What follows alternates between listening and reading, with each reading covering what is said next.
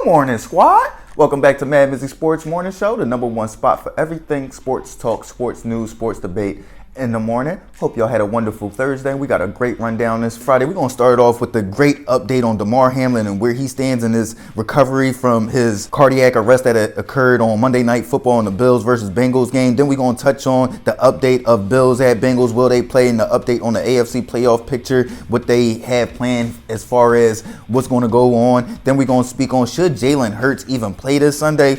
Then after that, we're going to get right into the games. We're going to start it off. I'm going to start it off in the NFL and touching on the Sunday game of my San Francisco 49ers hosting the Arizona Cardinals at 4 o'clock. What do I expect from that game? Who's going to win that game? Then I'm going to come back to this Friday and NBA on ESPN, the primetime matchups of the Brooklyn Nets at the New Orleans Pelicans and then the Miami Heat at the Phoenix Suns. Let's get right into it, gang. So, yes.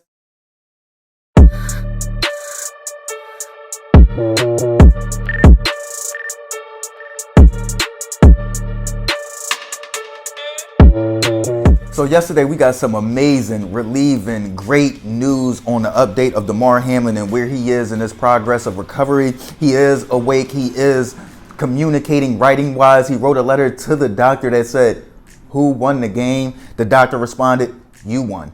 You won the game of life, Damar." So, and he did win. That was just beautiful, just relieving, man. I feel like Damar will get back on the field. I feel like he will play football again, man. I am so excited when I seen that as a football player, man.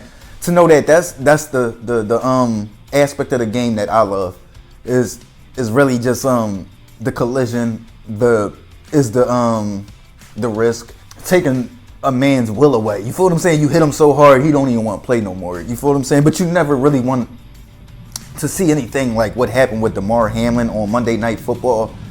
So to see that, to see where his mind state was when he woke up, and to see the brotherhood that is in the NFL just made me warm, made my heart warm. You feel what I'm saying? Like, I love this game, man. I love this game for what it brings, for the risk that you take, the commitment that it takes, but the camaraderie with all of man that it takes to play football. White, black, Asian, Indian. If you're in this game, if you're invested in this game, you are a brother. You get what I'm saying? So to see that was just beautiful, man. And I was just, like I said, just relieved and felt warm when the news broke that Damar was up and was actually non-verbally communicating. It was just beautiful, man. Now we are far away from his recovery process. I know I'm getting way ahead and talking about seeing him back on the field. That's just my excitement and everything. But yeah, man, they say neurologically everything's intact. That's beautiful, great news, man. I'm just super excited, man. Just super excited. Let's touch on the NFL's decision to actually cancel the Bills at Bengals game. What do I think about that? To me, I was surprised that it took that long for them to come to that decision. It was so late in the season. It was week 16. You only had one game left, and then it was Monday of week 16. It wasn't like it was a Saturday game, so it was like, all right, they could recover, maybe play Tuesday. It was a Monday game. But Tuesday, Wednesday, they preparing for their next game. So to me, I was surprised that it took so long for them to come to this decision, but it was clearly the best decision for everybody involved. Is it fair? No, life isn't fair. Is it fair that Damar Hamlin, a routine tackle that results in him having cardiac arrest on the field and has to be resuscitated twice? He has to be resuscitated twice. No, that's not fair. No.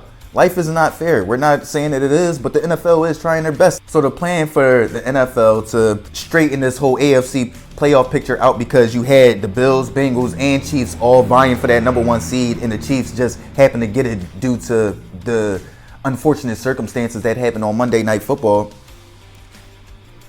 But let's touch on the AFC playoff picture and how the NFL decided to kind of make that fair with the Cincinnati Bengals, Buffalo Bills, Kansas City Chiefs all vying for that number one seed, but the Kansas City Chiefs being the number one seed just off of the unfortunate incident that happened on Monday Night Football. The NFL's plan is that if the Buffalo Bills happen to face the Kansas City Chiefs in the divisional round, the second round, or the third round, then that game will be hosted in a neutral site. If the Cincinnati Bengals happen to face the Kansas City Chiefs in the divisional round, then that game will be hosted in a neutral site. So to me, I feel like they are doing their best to go out there and make this as fair as possible, not put the Bills and the Bengals players at risk by forcing them to play another game before the playoffs and then play the playoff. Like, that's just totally unfair. I know the 16 games compared to 17 games, that's unfair, but that's way more acceptable than forcing these men to go back out there and play that same game that resulted in such a tragic event.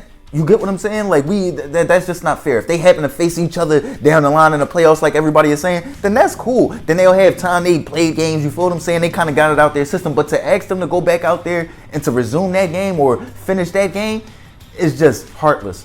It would have been heartless. So I want to tip my cap to Roger Goodell and the NFL for coming down with that decision. I think it was a very clear and precise decision, and it was as fair as it could get. It was as fair as it could get. But, man, I'm just super excited, man. Let's go, Damar. Let's go, baby. Let's move on, though. So in episode 86, I brought up the question, should Lamar Jackson even return for the Baltimore Ravens, seeing as he's dealing with a knee injury, a PCL injury that kind of ruined Sean Marion's career. I want to touch on, should Jalen Hurts play this Sunday, seeing as the Philadelphia Eagles do need that number 1 seed. They almost had it locked up, and they're on a 2-game losing streak going into the playoffs. You don't want to go into the playoffs backing in. You don't want to go into the playoffs on a 3-game losing streak. So, should Jalen Hurts play this Sunday? To me, if he's healthy, he has to play. But if there's any risk of him furthering any injury to that shoulder and the way he plays, you got to sit him. You got to sit him, and you got to have faith in Gardner Minshew, AJ, Miles. You feel what I'm saying? They got to go out there and step up. Dallas Goedert. You feel what I'm saying? Devontae Smith. Y'all got to go out there and be the playmakers that y'all have been. And that defense has to step up and shut down the New York Giants. Because what I'm hearing is Brian Daboll is saying, yo, we ain't sitting nobody. We getting ready for the playoffs, and we'd like to be the reason that the Philadelphia Eagles don't get the number 1 seed. That's crazy, because we know, I'm going to touch on my San Francisco 49ers later, but we all know that you got the Cowboys and the San Francisco 49ers right up the Eagles' heels right now. The Eagles don't even have the division wrapped up at 13-3 right now. That is crazy. Tip my cap to the NFC East, like, damn, y'all bounce back strong.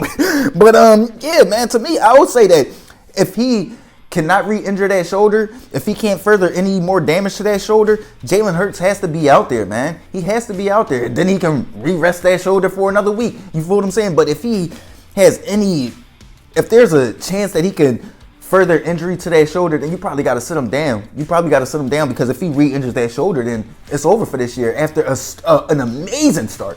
An amazing start. The season will be over. The other aspect to the story, though, is if he's not ready to go this Sunday, who's to say that if they lose, he'll be ready to go next Sunday?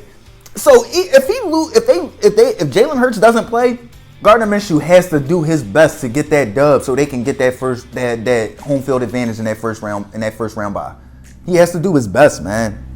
So I'm gonna say, if he can't further that injury, go out there and hoop. But if he can further that injury or risk even more damage to that shoulder, you got to sit out, bro. And that might be a hard pill to swallow for the Philadelphia Eagles, who just a month ago looked like they was running away with the NFL. They was running away. Y'all may as well give them the Lombardi now after they beat on the Tennessee Titans. So, yeah, y'all know where I stand on that. Let's move on, though. Let's finally get into these games. I want to jump up until Sunday, because to get into the NBA on ESPN, I just want to go win. But, yeah, let's touch on my San Francisco 49ers hosting the Arizona Cardinals this Sunday. Of course, I got to touch on my Niners. I'm a Niner fan, Niner Nation, Niner faithful, bang, bang, Niner gang. You feel what I'm saying? But, yeah. Eagles, Niners, Cowboys, all playing at 425. Hey, NFL, y'all are beautifully brilliant when it comes to these scheduling, because I'm looking at it. Y'all know the Eagles and the Cowboys usually play at 1, adversely, like in comparison to my San Francisco 49ers, who usually kick off at 4 because we on the West Coast. But they got all of us playing at 4, so it's no, oh, the Niners going to see that the Eagles won. They going to rest Brock Purdy. They going to rest Debo. They going to rest everybody. No, everybody from the Eagles, Cowboys, and San Francisco 49ers have to play, because there's something to gain by one team winning if the Philadelphia Eagles lose, which could very much happen if Jalen Hurts doesn't play. So for me, what am I seeing? I'm seeing the big Niners winning this game. The Arizona Cardinals are on a crazy skid right now, on a losing skid that almost matches my San Francisco 49ers 9-game winning streak. You get what I'm saying? They lost like 6-7 straight games. So I don't see them coming into Santa Clara, beating the San Francisco 49ers in Levi Stadium in the last game of the year, when we had the number 1 overall seed in the NFC right there obtainable for us. No, we're going to come out, we're going to smash them in the mouth, we're going to pound on them, and we're going to get a big victory. I'm going to say 27-10, and I'm going to see our defense bouncing back, rounding back into form after being a little exposed by the Las Vegas Raiders. But that Las Vegas Raiders offense is explosive. You've seen it throughout the year. It was just now they had that consistent explosion. You get what I'm saying? So, I'm still going with my San Francisco 49ers big because we need this win. It's at home. And then we're pretty much healthy. I think Deebo Samuel will play this week just to get some reps in before the playoffs. So give me my San Francisco 49ers 27-10 over the Arizona Cardinals this Sunday. Now let's go back to today and let's touch on the NBA games on ESPN tonight. You got the Brooklyn Nets at the New Orleans Pelicans, and then you got the Miami Heat at the Phoenix Suns. What do I see from these games? You got the Brooklyn Nets at the New Orleans Pelicans. The Brooklyn Nets just got their 12-game winning streak snap. I see them getting back on there, getting back on the winning slide. You got no Zion out there for the Pelicans, no Brandon Ingram out there for the Pelicans. I think the Nets should win big. I'm not too big because you still got CJ McCollum out there, and I like the way that Willie Green has constructed that team with the New Orleans Pelicans. They just play well as a unit. So I'm going to say that the Nets should win 112-101 over the New Orleans Pelicans. This is what I love about sports when we go against and we talk about Aaron Rodgers. Oh, is he going to make the playoffs? We talk about the Brooklyn Nets and how they came out and dang, they looking bad again. And for superstars to dig in and turn the ship.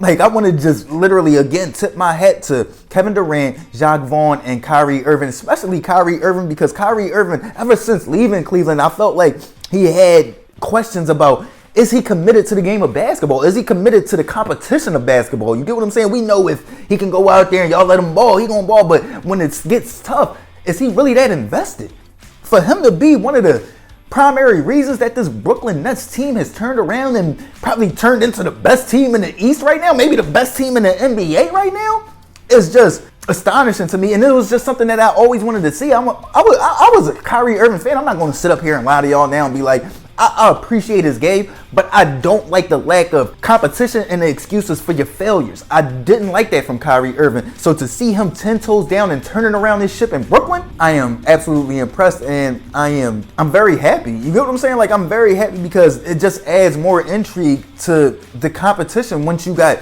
Kevin Durant, Kyrie Irving fully invested with the Brooklyn Nets. I'm liking what I'm seeing out of Brooklyn, and I just want to give huge props and shout out to Kyrie Irving and how he took all that backlash and used it as fuel to really shut up a lot of haters and doubters, which I probably was one of them. You dig what I'm saying? Tip my cap to Kyrie Irving. Let's move on, though. Let's touch on the Miami Heat at the Phoenix Suns.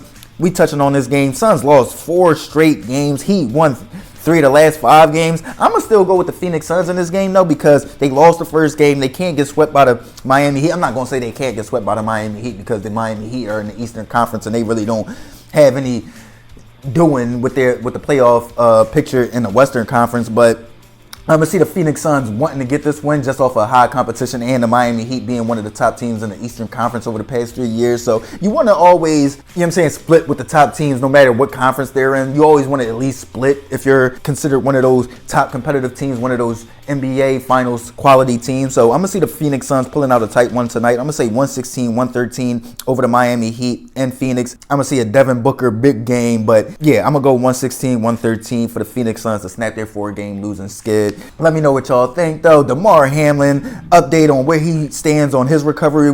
How did that news make y'all feel? What do y'all feel about the Bills-Bengals update from the NFL? And what do y'all think about the NFL's plans for the AFC playoff picture? Should Jalen Hurts play this Sunday? Arizona Cardinals at my San Francisco 49ers. Do the Arizona Cardinals stand a chance this Sunday? And then NBA on ESPN Friday night. Brooklyn Nets at the New Orleans Pelicans. What's going to be the key matchup in that game? Who do y'all have winning that game? And then the Miami Heat at the Phoenix Suns. Who do y'all have winning that game? What the Phoenix Suns snapped their 4-game losing skid. MadMizzy Sports Morning Show. Like, comment, share, subscribe, listen, alert. MizzyWorld Entertainment. Gang.